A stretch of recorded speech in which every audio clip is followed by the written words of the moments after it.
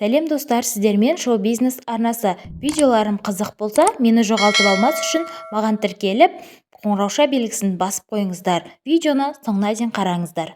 Гүлзира Айдарбекова халықты алдаған туристік компания туралы айтты.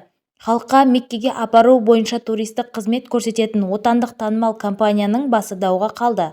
Киелі жерге бару үшін қыруар қаражатын компанияға төлеген ондаған қазақстандық діттеген жеріне бара алмай дал болғанын айтып шағымданған. Басы дауға қалған компанияның ашылу рәсіміне қатысқан Гүлзира Айдарбекова Астарлы ақиқат бағдарламасында осыған қатысты өз пікірін білдірді. Бағдарлама мәліметінше, продюсер Гүлзира Айдарбекова аталмыш туристік компанияның ашылу салтанатында лента қиып тұсауын кескен. Қатты араласпаймын, бірақ ашылуына бардық, Меккеге жібердік, жақсы барып қайтты.